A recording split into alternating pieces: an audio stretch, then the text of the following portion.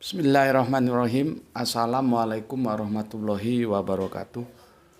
Asyhadu an la ilaha illallah, asyhadu anna Muhammadar Rasulullah.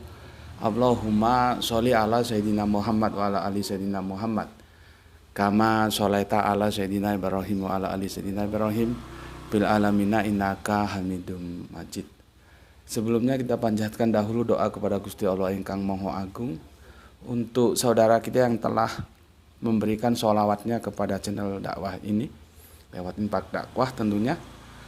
Dengan demikian channel dakwah ini dapat eksis hingga saat ini hadir dalam ruang-ruang diskusi kita semuanya. Maka sudah selayaknya lah ya kita berterima kasih kepada beliau-beliau yang telah bermurah hati untuk terlaksananya kajian ini.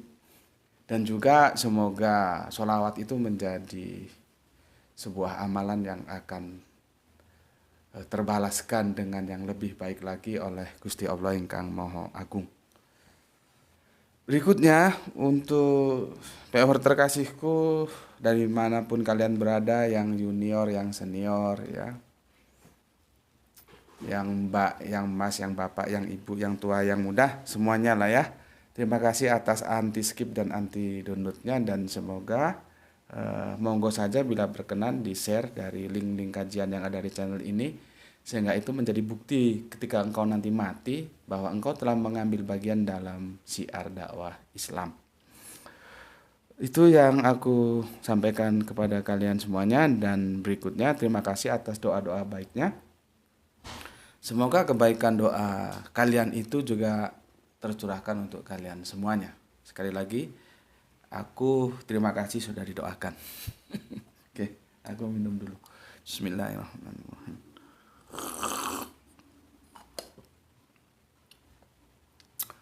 Sekarang masuk ke seri yang kedua ya. Seri yang kedua. Dari tajuk kajian kita adalah bukan rahmat yang memasukkan kita ke surga. Ya.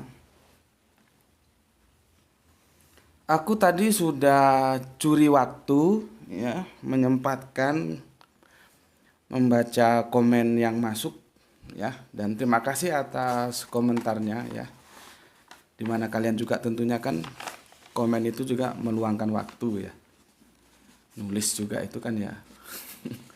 Ada waktu yang diluangkan di samping pikiran yang dituangkan ya. Oke, aku telah perhatikan dan aku baca secara seksama, dan aku akan memberikan tanggapan bagi yang perlu-perlu aja ya. Yang tidak perlu ya sudah, kita sama-sama tahu lah ya. Intinya toh aku sudah memperhatikan dan aku ucapkan terima kasih gitu. Yang tidak perlu kita singkat aja ya. Kita mulai dari Mas IPPTK dari Sidamanik, terima kasih. Kemudian untuk Mas AM dari Jogja, terima kasih. Kemudian untuk Mas PTP, ini dari mana ya? Iya, sepakat, bukan rahmat yang memasukkan kita ke surga, tetapi yang punya rahmat. Oke, terima kasih. Untuk Mas AA ya, Assalamualaikum Mas AA, ini dari mana lupa aku. Ya, jangan khawatir Mas Rahmat, ikuti aja, nanti itu akan sampai ke sana, kan harus bersistematik ya. Jadi jangan khawatir ya, nggak usah didikte, jangan khawatir. Kalau mau tanya, tanya saja ya. Kalau kamu dikte aku tak tempeleng kepalamu nanti. Aku paling nggak bisa didikte ya. Kamu mau suka di sini, nggak suka keluar ya. Jadi nggak usah mendikte begini, nanti aku definisikan. Cuman kan belum waktunya, kan harus sistematik. Aku gitu, aku punya mahasiswa mendikte aku, kalau pas ngajar tak suruh keluar. Ini dosennya ini mantan preman ya. Mau lagu apapun aku layan.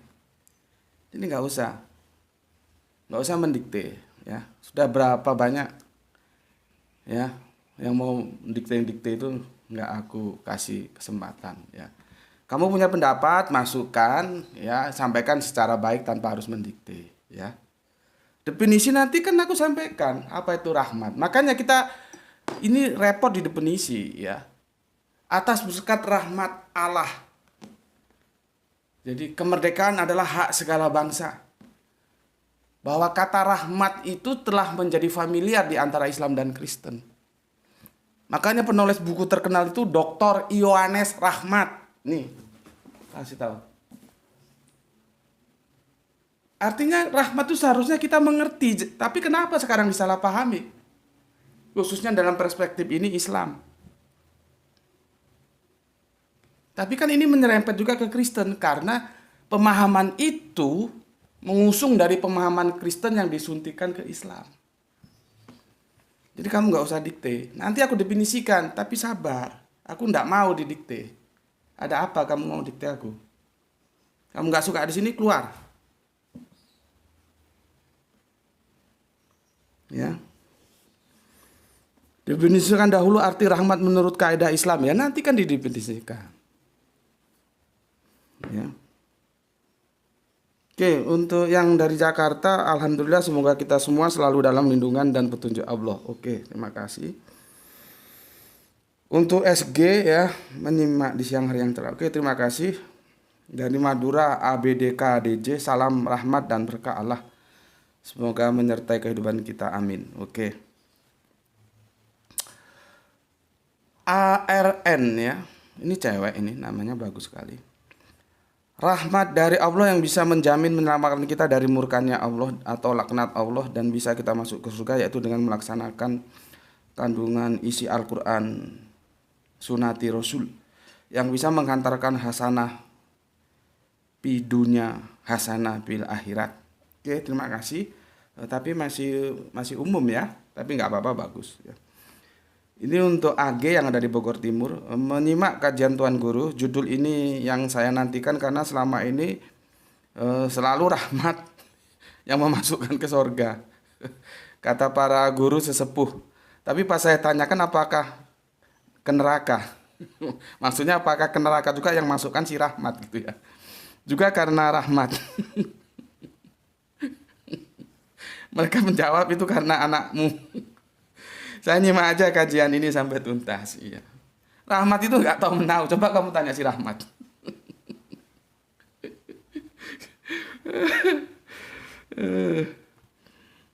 Oke.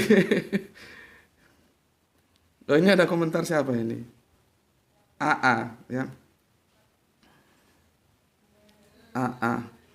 Betul sekali, hanya saja bentar.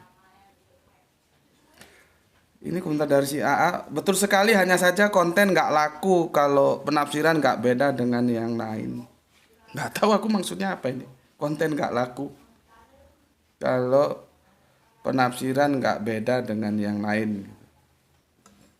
Nggak tahu aku, kurang ngerti maksudnya ya si AA ini. KN. Prof. Dr. Alwi Shihab mengatakan masuk surga bukan karena amal soleh tapi karena anugerah Allah. Mungkin dia mau mengatakan bukan Alwi Shihab ya. Alwi Shihab itu kan pernah menjadi Menteri Luar Negeri, itu adiknya. Mungkin yang dimaksud Quraisy Shihab mungkin ya. Nggak tahu, mungkin dia yang benar aku yang salah atau sebaliknya. Tapi kalau berbicara tentang ini yang expert itu kan kakaknya Quraisy Shihab, bukan Dr. Alwi Shihab. Dr. Alwi Shihab itu enggak ya. Dia terjunnya ke politik kan pernah menjadi Menteri Luar Negeri zaman Presiden Abdurrahman Wahid ya. Muhammad sendiri belum tentu masuk surga, kata Prof. Dr. Alwi Shihab dan Dr. Buya Syukur. Doktor, profesor gitu ya. Aku bukan orang yang lari dari medan pertarungan ya. Aku berkali-kali mengatakan apabila ada yang berkenan dan ingin mempertemukan, silakan aja diatur, kita diskusi baik-baik ya. Terus terang aku nggak ngurus mau profesor mau dokter, kalau dia nggak sejalan dengan Al-Quran ya aku sikat gitu aja. Ya nggak ada urusan. Oke, berikutnya Aba tadi sudah ya. Oke, BMS sulit sekali namanya ya. Anunya disertakan aja ya tempatnya supaya aku tidak sulit. Kalau gini habis waktu aku ngeja namamu juga sulit. Assalamualaikum Gus, maaf sebelumnya fungsi rahmat adalah rahmat Allah dalam Islam tidaklah menafikan amal soleh. Amal soleh untuk menjadi sumber utama mendapatkan keselamatan dalam Islam. Namun tentunya kita tidak sempurna beramal soleh. Ada kekurangan yang membuat pahala kebaikan tak cukup untuk masuk surga, sehingga disempurnakan Allah dengan rahmat karena sang hamba telah berusaha maksimal mungkin. Walaupun dengan beramal soleh ada kekurangan atau ketidaksempurnaan. Kamu bisa jawab kalau aku tanya kurangnya berapa? Aku tanya berapa amalan yang harus kita miliki supaya bisa untuk punya tiket ke surga?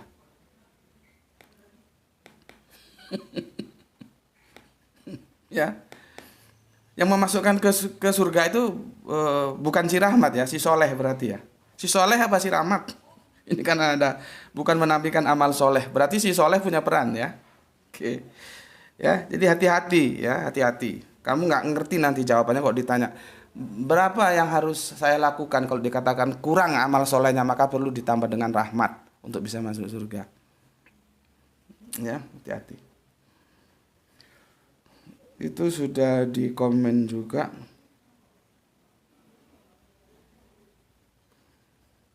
Ya. Terus ini H ya. Apa? Oh, sudah dijawab ini masalah sekolahan ya. Enggak, di sini sekolahan Katolik tutup, sepi banget. SD Katolik yang Protestan itu juga sepi. Silahkan main ke sini dan saya hantar. Aku akan mengguiding kamu ya. Kamu datang ke di sini daerah wisata, banyak hotel, kita bikin appointment, kita ketemu di mana, nanti aku guiding, aku tunjukkan sekolah-sekolahnya. Ya, jadi seperti komentar Mas AA, kamu menyimpulkan dari data yang tidak valid gitu ya. Jadi ini kan Mas IAA ini kan pernyataan Anda mungkin perlu didukung dengan data Pak gitu ya. Jadi pakai data ya, pakai data. Oke, dan itu sudah dijawab teman-teman ya. Dan ini kan out of context ya. Berikutnya NY dari Tulungagung. Oke, terima kasih. IC amalan kita buat level surga yang akan kita tempati. Oke. PST nggak tahu dari mana ini ya. Apa katanya? Sudahlah, kan sudah ada hadis Nabi, semua karena rahmat Allah. Memangnya amal kita sudah dapat mengganti nikmat yang diberikannya? Sebanding saja pun tidak. Jadi kita masuk surga karena rahmat Allah yang kita lakukan di dunia. Hanya berharap Allah ridho terhadap kita dan Ia memberi rahmat kepada kita. Jangan sombonglah, amal kita itu dikit dibanding nikmat yang diberikan. Ini Mbak, Ibu ya. Ibu, kerangka berpikir Ibu itu kerangka berpikir kerendahan hati. Dan aku setuju. Artinya kita harus merendahkan hati. Jangan sombong. Ya, tapi penempatan kerendahan hati Ibu itu menjadi salah.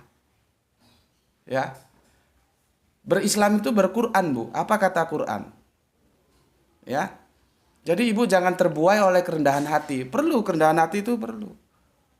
Nanti ada yang ngomong lagi begini, Bu. Nikmat matamu itu, satu matamu itu tidak sebanding ya dengan pahala yang kamu lakukan. Meskipun kamu seumur hidup nggak pernah dosa, kamu terus beribadah, itu dibanding satu nikmat mata. Belum lagi nikmat paru-paru, nikmat telinga, itu nggak sebanding. Ada yang begitu, Bu. Tapi penempatannya salah. Kalau orang Jawa bilang ada bener tapi nggak pener. Jadi dalam perspektif Jawa, Bu ya, ada bener, ada pener. Tolong sampean pahami. Ya. Dalam dunia tasawuf itu begitu. Tapi kalau kalian atau ibu ini terkhususnya tidak paham karena berpikir tasawuf, jadinya rusak seperti ini.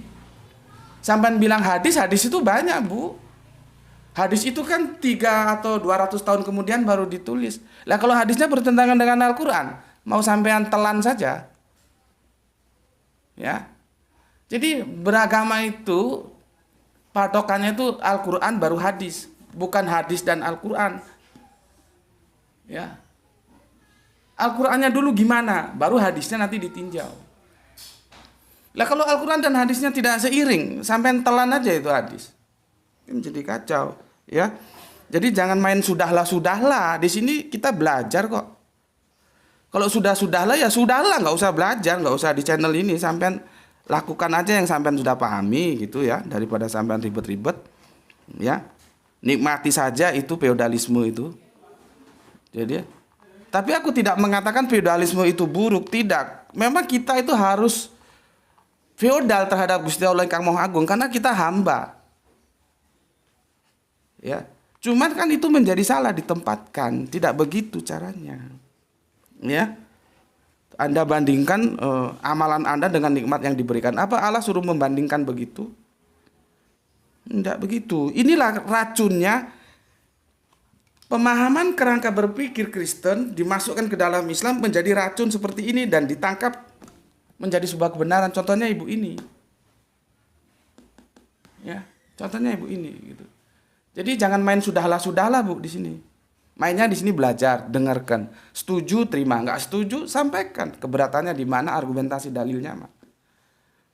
Dan jenengan satu ayat pun satu hadis pun enggak ditunjukkan gimana. Ya. Oke. Aku nggak tahu ini sudah ibu atau mbak. Kalau ibu tolong sampaikan ke anak cucunya. Biar anak cucunya itu nggak mewariskan kegoblokan dari ibu. Kegoblokannya cukup di ibu saja. Setelah ngaji di sini mudah-mudahan jadi pinter gitu. Kan hadis itu banyak kok. Nggak bisa mentelan saja. Tuh, ya. Cukup di ibu aja kegoblokannya. Nanti ke anak cucunya kecerdasan itu yang diwariskan. Ya. Dan ibu nggak usah tersinggung kalau aku bilang goblok. Aku nggak pernah menyerang secara pribadi. Itu artinya supaya jangan goblok, ibu belajar gitu. Jadi jangan main-main sudahlah. Gitu. Ya.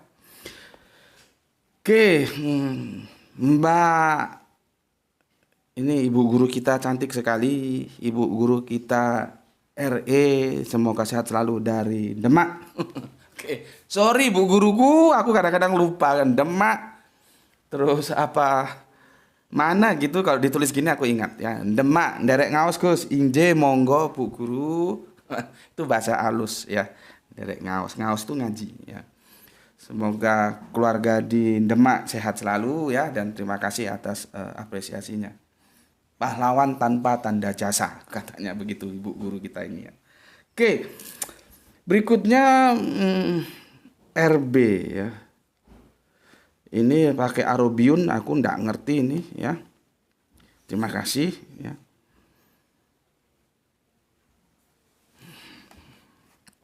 Kalau di Indonesia-kannya begini, rahmat Allah dekat dengan orang yang berbuat baik gitu ya. Jadi tapi ini masih kurang. Jadi teman-teman itu masih ada yang lupa ya. Kamu berbuat baik saja nggak cukup ya. Nggak cukup. Aku kasih bocoran ya. Kalau kamu ya membaca Al-Quran tentang diksi jihad itu nanti dia selalu beriringan dengan sabil. Jihad sabil. Ini dua tak terpisahkan bagaikan sisi keping mata uang. Misalnya kamu ngerti apa enggak jihad, kamu ngerti yang apa enggak sabil itu apa. Karena nanti ada torik, ada lagi sabil, torik, sirot, ini jalan semua ini. Torik itu ya jalan, sabil itu ya jalan, sirot itu ya jalan. Nah, jihad itu kalau kita lihat di Al-Quran, ini supaya kalian jangan dibodoh-bodohi seolah-olah kalau orang ngomong jihad itu terus serem-serem gitu. Ya kan Anda tahu. Ya. Jihad itu gandengannya selalu dengan syabil, tidak pernah dengan sirot atau aku belum menemukan lah ya. Nanti kalau ketemu tolong aku sampaikan di surat apa ayat berapa. Jadi jihad sabil, enggak jihad sirot, enggak jihad torik, enggak ya. Nah, nanti tentang ini yang Mas ini tentang berbuat baik itu ada gandengannya, enggak cukup berbuat baik saja. Jadi kalau aku baca sebetulnya teman-teman yang sudah sedikit otaknya terbuka sudah mulai terarah, cuman masih kurang ya. Masih kurang. Di sini berbuat baik tidak cukup Mas, berbuat baik saja. Allah ya, rahmat Allah itu tidak akan sampai kepada kita kalau kamu hanya berbuat baik saja. Karena orang ateis pun berbuat baik. Orang ateis itu kalau hanya berbuat baik aja dapat rahmat Allah. Orang ateis, orang apa lagi? Kafir, terus orang apa lagi? Agnotisme itu dapat rahmat. Kalau memang berbuat baik itu cukup gitu ya. Ini hanya bocoran aja, tapi kan otaknya cerdas, dia akan buka Al-Quran dan dia tahu berbuat baik itu gandengannya apa. Seperti tadi jihad itu gandengannya syabil gitu ya. Oke. Berikut Mas CI, sehebat apapun ibadahku tetap aku nggak layak masuk surga, tapi aku juga nggak sanggup di neraka. Hanya yang terbaik menurut Allah yang kuharap. Alhamdulillah ya, itu dunia-dunia tasawuf begitu. Jadi itu yang menginspirasi lagunya itu katanya itu syairnya si siapa itu? Abu Nawas ya. Dan seperti kemarin kita sudah diskusikan tentang musik ya, tentang kalau di Islam namanya puji-pujian. Itu sering dinyanyikan menjelang sholat fardu ya. Jadi gimana ini Abu Nawas bilang, kalau masuk surga yang nggak pantas, masuk neraka nggak kuat. Dibikinnya bingung Allah itu ya. Allah dibikin bingung sama Abu Nawas ya. Hati-hati, aku berbicara dalam konteks bahasa metafor, jangan kamu anggap atau kamu tangkap dengan harfiah. Allah dibikin bingungnya nih sama umatnya yang satu ini. Kenapa? Dia lapor, ya Allah aku ini tidak pantas aku ini masuk surga. Tapi ya hambamu ini juga tidak kuat di neraka ya Allah. Gitu. Itu nanti kalau kita kembangkan ada sebuah kebijaksanaan. Yang namanya kebijaksanaan, nanti kapan-kapan kita diskusi tentang kebijaksanaan karena jarang orang paham. Yang namanya kebijaksanaan itu mesti melanggar hukum. Itu aja dulu bocorannya ya. Kapan-kapan kita tuntaskan. Oke, atur nuhun Kang saha eta.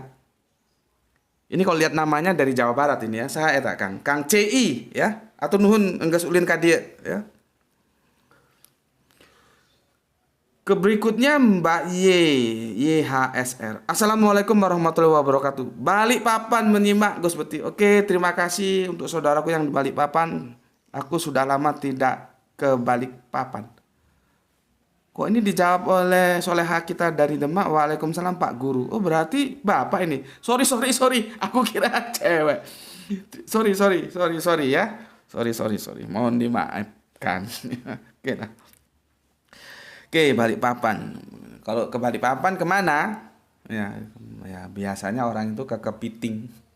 Makan kepiting yang harganya minta ampun. Nanti tinjauannya ya ke fikih. Kepiting itu boleh nggak dimakan? Ya. Jadi kalau dari bandara itu kita keluar, terus setelah di luar kita belok ke kiri. Naik terus di sana ada kuliner kepiting dan ya kalau kelas-kelas aku nggak berani masuk. Kelas-kelas aku nggak berani masuk ya, takut nanti dipanggil polisi karena nggak kuat bayar, sudah terlanjur makan. Kalau kelas-kelas mungkin peer-peerku ada yang secara ekonomi dilebihkan oleh Allah ya monggo silakan ya, artinya kuat bayar.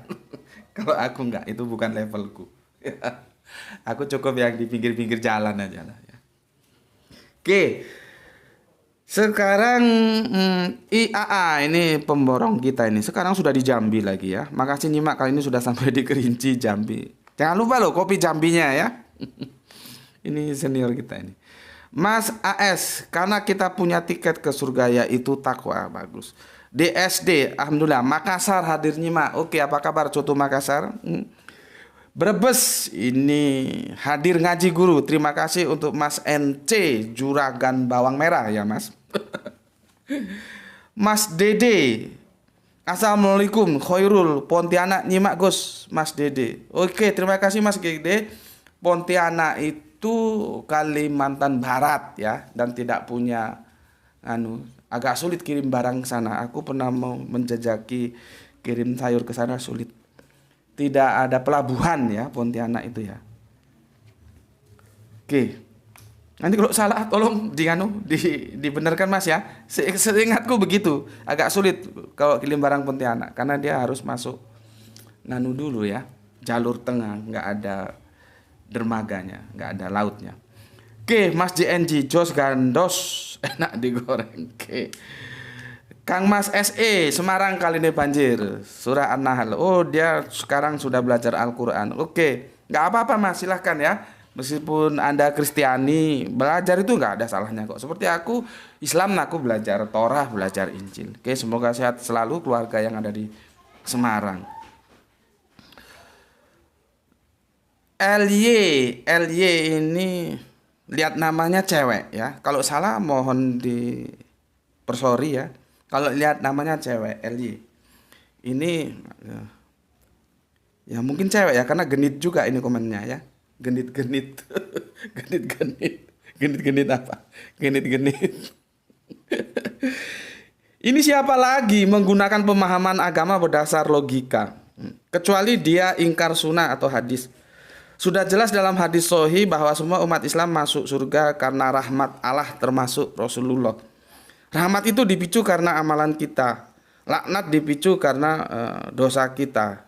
Hikmahnya bahwa semua amalan kita yang banyak kekurangan ini tidak dibandingkan dengan keagungan surga. Ini menghindari dari sifat ujub dan dengan amalan kita. Ya. Jadi kerangka berpikir LY ini sama dengan kerangka berpikir ibu tadi ya. Ibu tadi di awal tadi ibu siapa ini? Ibu PST ya. Ibu PST. Gini aja ya, aku beri penjelasan supaya jelas. Ketika dulu aku akan membahas tentang bahwa Kanjeng Nabi Isa tidak akan turun lagi, itu ada 11 episode. Aku sudah memprediksikan bahwa aku akan mendapatkan pertentangan yang keras baik dalam internal Islam maupun eksternal Kristen. Ya. Dan aku katakan bahwa cerita bahwa Kanjeng Nabi Isa akhirnya nanti akan turun lagi itu disuntikkan dari kredo kekristenan. Ya. Cuman itu sudah mancep. Dongeng itu sudah mancep di Islam-Islam mainstream. Akhirnya mereka sulit untuk diluruskan. Meskipun akhirnya ada juga yang setelah itu balik kucing laporan sama aku. Ya saya bisa menerima. Setelah dia mendengar kajian dari dua sosok yang di YouTube itu juga dia terkenal.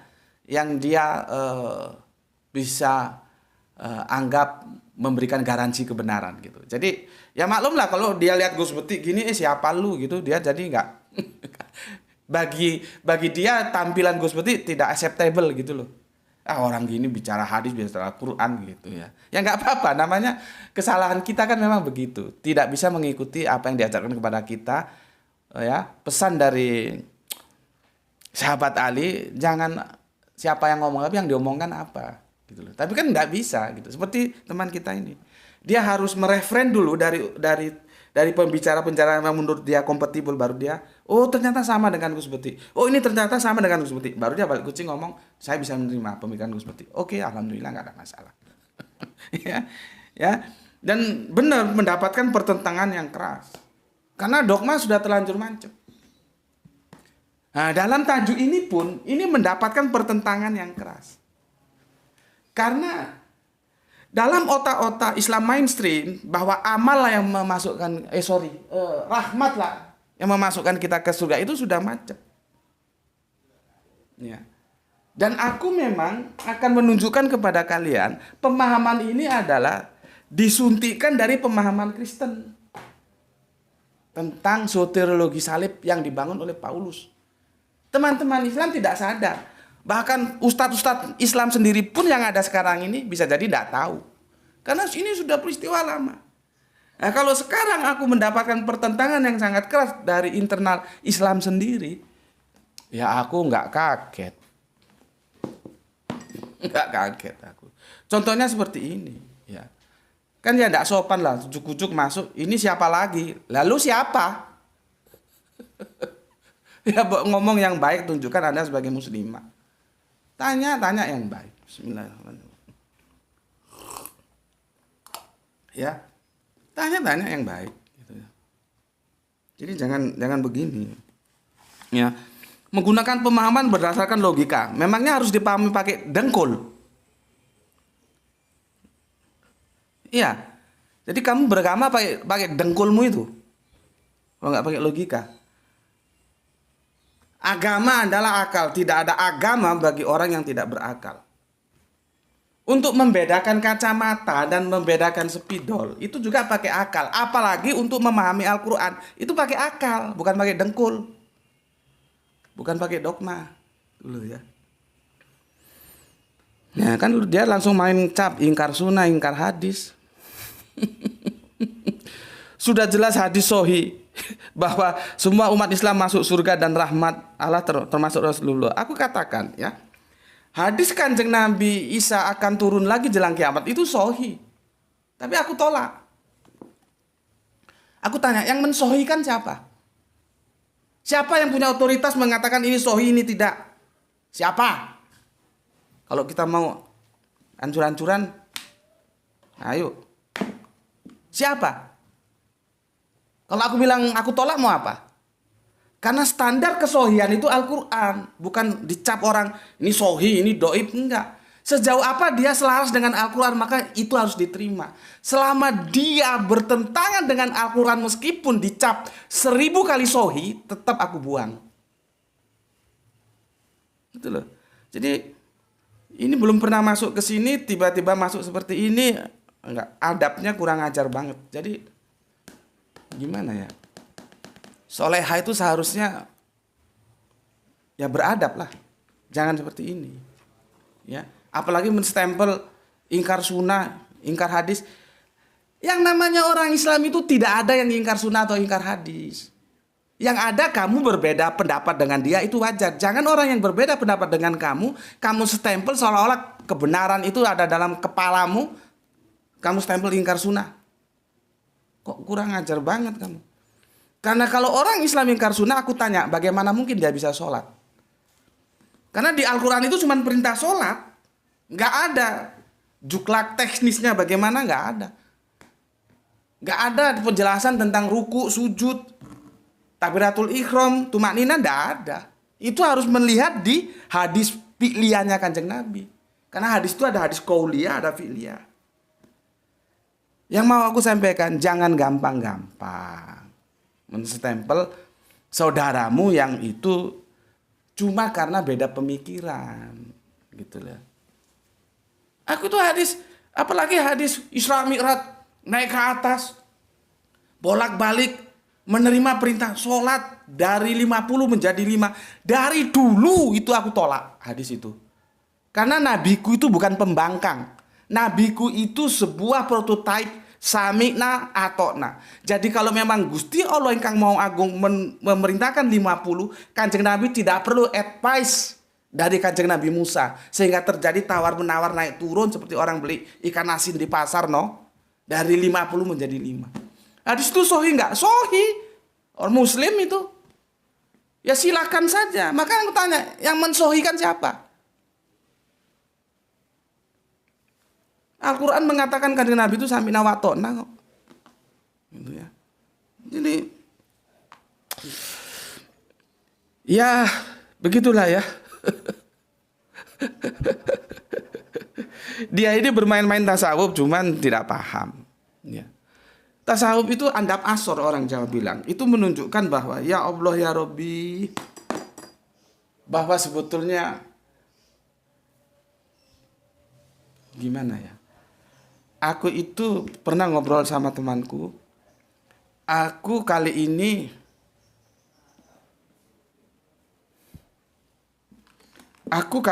memang belum sampai ke Baitullah, belum sampai ke Makkah, belum berhaji, belum berumrah. Karena nggak punya duit. Tapi kalaupun aku punya duit, apakah aku mau berhaji dan berumrah? Itu juga tanda tanya. Itu pergolakan dalam jiwaku. Dan itu tepat sekali, ya. Yang Yesus itu, ya, menjelaskan, ya, tentang bagaimana orang jangan sombong. Kan ada orang ahli Farisi bilang, aku ini sudah beribadah ini, itu, aku sudah beramal banyak ini, itu. Dan dia seolah-olah memiliki sorga. Sementara ada tukang cukai tidak berani masuk ke bait Allah. Karena apa? Dia merasa tidak pantas masuk ke bait Allah. Tetapi apa kata Yesus? Orang itulah yang masuk dalam kerajaan surga.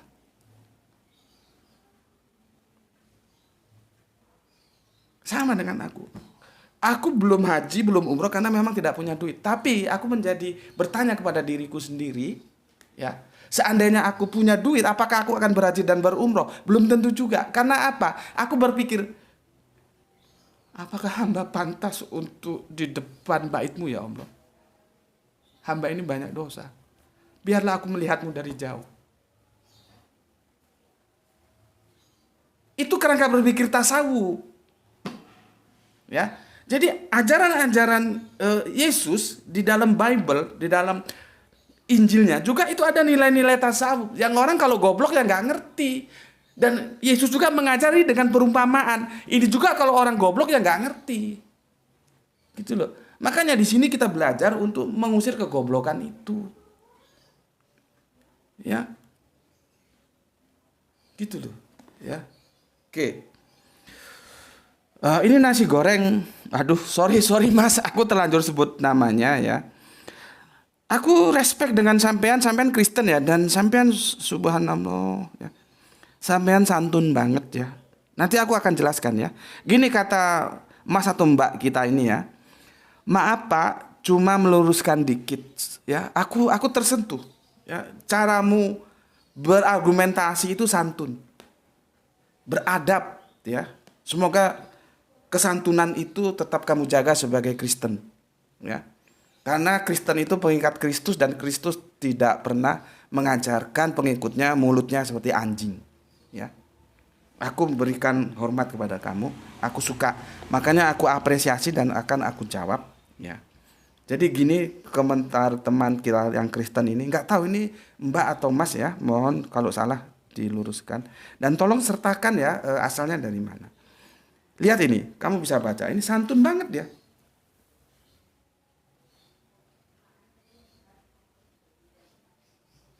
Ya. Maaf Pak, cuma meluruskan dikit. Yang Bapak ceritakan bukan dogma Paulus Pak, tapi sudah dinubuatkan di perjanjian lama. Di Yesaya 53 dari 1 ke 12. Paulus cuma meneruskan ajaran yang terdahulu, gitu, ya. Jadi sangat santun banget. Ini akan aku jawab secara khusus ya. Nanti nggak tahu, ini kan kita per terminnya ini jangan terlalu panjang, nanti aku diprotes lagi ya. Yang jelas ini tidak bisa aku jawab sekarang ya. Nanti aku jawab secara detail ayat per ayat ya, ya Mbak, ya Mas ya. Cuman gini saja, ini kamu tulis dengan apa namanya, dengan huruf kapital semua. Paling bawah lihat, Paulus cuma meneruskan ajaran yang terdahulu. Gini. Huruf besar semua kan? Oke, berarti itu kan penting ya. Sekarang aku mau tanya, ya, aku mau tanya kepadamu, ajaran yang terdahulu itu ajarannya siapa? Kalau kamu bilang terdahulu, maka referennya itu tidak bisa tidak ke Yahudi. Karena Kristen itu berasal dari Nasrani, dan Nasrani perdana itu Yahudi. Dalam konsep Yahudi nggak ada namanya bahwa orang itu ditanggung masuk surga karena penebusan kematian seseorang, nggak ada. Kalau kita bicara konsep pengorbanan dalam Yahudi itu yang dikorbankan itu selalu binatang, nggak pernah manusia. Makanya kan aku bilang, kalau ada pemikiran bahwa manusia yang dikorbankan, maka agama itu tercemari oleh kerangka berpikir pagan. Jadi kalau kamu bilang Paulus cuma meneruskan ajaran yang terdahulu, aku tanya terdahulu yang mana? Kita kan kembali ke belakang, setback. Yahudi tidak kenal itu. Nggak ada zamannya, lu masuk surga karena gue sudah jamin ya, karena lu percaya sama gue tersalib untuk nebus dosa-dosa lu. Nggak ada. Ya.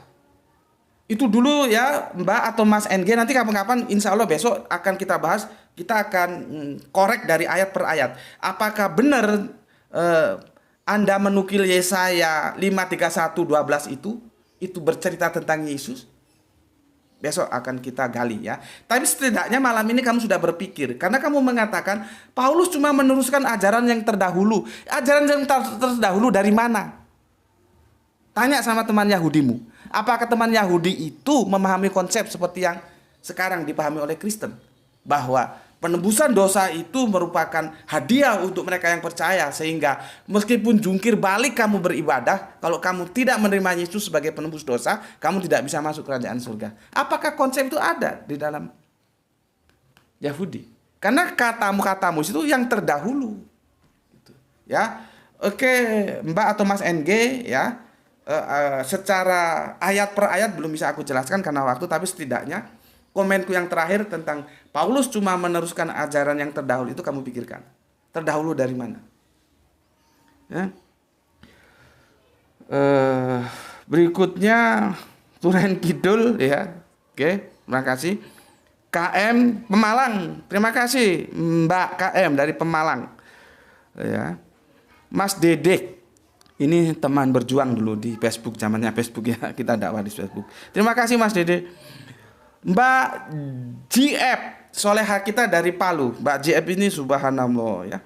Palu nyimak Tuan Guru, bukanlah rahmat Allah itu diperoleh dari implikasi melaksanakan perintahnya dan menjauhi larangannya. Tolong diluruskan kalau salah. 100% that is right. Benar 100%. Ya. Benar 100% seperti itu, ya. Jadi enggak. Nanti tinggal apa bagaimana? Itu ada dialognya panjang banget ya di bawah. Aku terima kasih dengan Mas Dede. Itu kerangka berpikirnya Mas Dede itu tepat sudah. Ya. Jadi begini katanya Mas Dede itu, melaksanakan perintahnya dan menjauhi larangannya lalu memperoleh rahmat. Itu yang benar. Ini Mas Dede terima kasih sudah bantu menjelaskan ya. Yang salah itu mengatakan masuk surga itu bukan karena ibadahmu tapi karena rahmat Allah. Memangnya kamu kalau tidak beribadah dapat rahmat dari Hong Kong?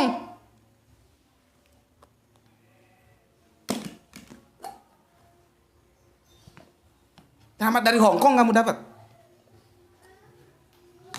Mas Dede ini keren, dia sudah bantu aku untuk menjelaskan. Itu aku nggak baca, kamu baca komennya ya. Komennya itu sampai ke bawah itu ya, komennya ya. Jadi untuk Soleha JF terima kasih Anda benar, Mas Dede itu sudah membantu menjawab benar ya. Oke. Bismillahirrahmanirrahim.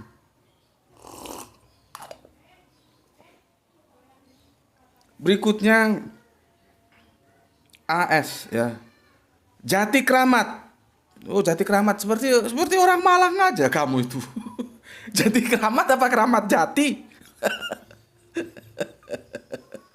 Bekasi. Ngikutin Gus Beti. Kalau mau diberi rahmat, Al-An'am surat yang ke-6 maksudnya, ayat 155. Nah, di sana sudah dijelaskan itu. Baca itu Al-Qur'annya. Surat Al-An'am nomor ayatnya 155, ya. Jadi nggak ada ujuk-ujuk dikasih rahmat, nggak ada. Penempatan pemikirannya itu harus benar gitu loh.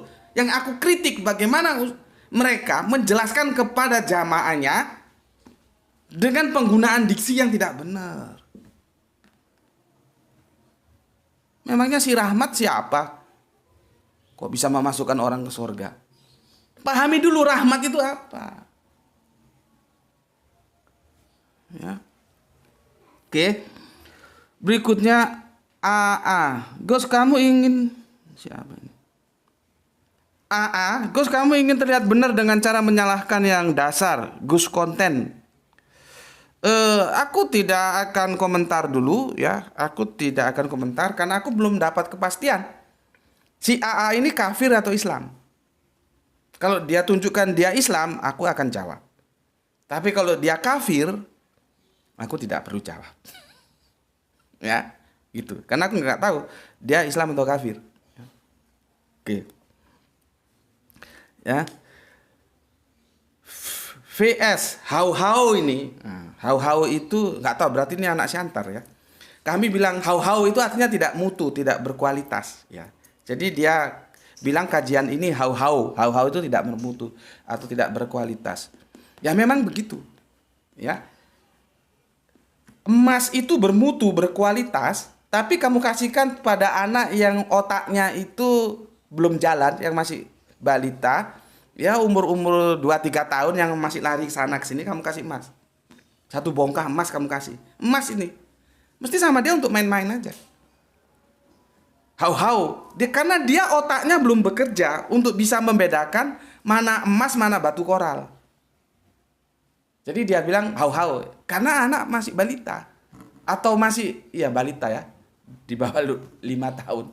Masih umur 3 tahunan atau 4 tahunan lah. Masih main-main di sana. Coba kamu kasih emas. Kalau katanya Yesus ya, janganlah kalung emas itu kamu cocokkan pada congor babi, karena itu akan dibawa ke kubangan. Ya. Maka kajian-kajian ini tidak akan bisa mampu diterima mereka yang berkarakter babi ya dan masih kekanak-kanakan, tidak bisa. Seperti tadi itu. Ya, emas itu kamu kasihkan anak-anak balita untuk main-main karena otaknya belum sampai. Tapi kalau bagi orang yang cerdas, dia akan pikirkan, dia akan renungkan. Kalaupun dia membantah, dia pakai argumen. Kalau cuma ngomong hau-hau gini kan ya babi juga bisa gitu ya. Jadi hau-hau itu artinya nggak mutu gitu ya. Oke. Untuk BBM. Ada juga hadis disalahpahami sebagian orang sehingga mereka menganggap amal soleh vertikal tidak penting. Yang penting amal soleh horizontal. Oke, benar ya. Tentang apa ini? Kasih minum anjing itu didekonstruksi oleh GM. Kapan-kapan kalau memang mau didekonstruksi bisa, tapi itu juga hati-hati ya. Pesan apa yang mau disampaikan dalam peristiwa itu ya. Karena cerita-cerita itu kan dari cerita-cerita teman-teman Kristen masuk dalam keislaman. Hati-hati ya. Oh, ini sudah dijelaskan oleh Mas IAA ini ya. Cerita pelacur menolong anjing itu harus dipahami sebagai sebuah cermin bahwa ada sebuah amalan yang seolah-olah kecil nilainya namun nilainya begitu berarti. Bagus ya. Bagus sudah dibantu menjelaskan, nah itu sudah dijelaskan ya. Jadi itu sudah dijelaskan. Ya baguslah sudah dijelaskan. Artinya bahwa banyak-banyaklah kita beramal karena kita tidak tahu amal mana nanti yang akan menyampaikan kita kepada surga, gitulah ya. Oke.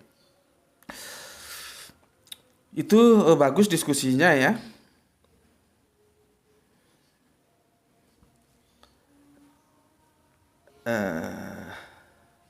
Aku kira sudah aku jawab semua ya. Karena aku masih belum 30 menit kan deh. Aduh, sudah 47 ya. Jadi maaf untuk masku atau mbakku, nggak tahu lah ini ya. Tolong nanti dikonfirmasi cewek atau cowok dari komentator teman kita yang Kristiani ini. Aku memberikan apresiasi dan bagus. Aku kira tadi masih ada waktu. Aku mau jelaskan kita masuk ke dalam kritik teks ya. Tapi ternyata kata gerah itu sudah lebih dari 30 menit. Maka aku akan jelaskan di sesi besok ya. Mas kita ini ya, yang NG ini ya, yang dia bilang, maaf Pak, cuma meluruskan dikit gitu. Terus terang jujur, caramu seperti ini pertahankan. Aku respect dengan cara seperti ini ya, sopan, santun gitu ya. Oke, karena waktunya sudah lebih dari 30 menit ya, sudah 47 padahal, bahkan sudah 47 gitu ya. Jadi aku nggak bisa jelaskan, besok masalah penjelasan ayatnya aku sampaikan ya. Kalau misalkan masih ada waktu, langsung aku mau masuk ayat per ayat. Jadi kita jelaskan supaya kamu ngerti. Sebetulnya Yesaya 5:3 dan 1:12 itu berkorelasi enggak dengan dogma Paulus itu gitu ya. Jadi Paulus itu ingin membangun kekristenannya dengan cara dia sendiri yang dia mau. Soteriologi salib itu punyanya Paulus. Gitu loh ya. Keselamatan pada salib itu punyanya Paulus. Maka teman-teman semuanya, kalau kamu mau mengkritik Paulus, silakan kritik di soteriologi salib. Jangan kritik Paulus di konsep tauhid, karena dia tetap menjaga syahadat sema bahwa Allah itu tunggal bukan tritunggal. Ya? Oke, jadi kita mendudukkan pada porsinya. Ketika dia benar ya kita bilang dia benar. Ketika dia salah ya dia salah. Jangan kita babat dia benar semua, nggak bisa. Atau kita pukul rata dia salah semua, nggak bisa. Paulus itu begitu. Ketika dalam konsep teologis dia benar. Dia tidak pernah mengatakan Yesus itu Allah, tidak pernah. Sampai mampus itu suratnya cari. Perdebatanku dengan dosen yang dari Bandung itu, kamu lihat itu, kamu tonton. Aku minta, di mana? Paulus mengatakan Yosef itu Allah. Paulus mengatakan Yesus itu Allah, nggak ada pernah. Yang dia katakan Tuhan, iya. Masalahnya Anda atau pembaca itu cukup cerdas nggak untuk membedakan Tuhan dan Allah. Gitu ya. Jadi di Korintus itu dijelaskan, bagi mereka memang banyak Allah, tapi bagi kita hanya ada satu Allah saja, yaitu Bapa, dan satu Tuhan saja, itu Yesus Kristus. Jelas Paulus menyampaikan itu. Tapi nggak tahu, pada geblek semua kok. Orang sudah jelas-jelas Paulus itu menjelaskan Allah yang tunggal kok dipahami dengan Tritunggal, kan jadi kacau. Ya. Pada konsep itu Paulus jangan diganggu. Dia tetap memegang syahadat Shema. Tapi pada konsep ketika dia membangun soteriologi salib, ya, itu harus kita koreksi gitu. Oke, ya. Sampai di sini dulu, semoga kita bisa berlanjut di seri berikutnya.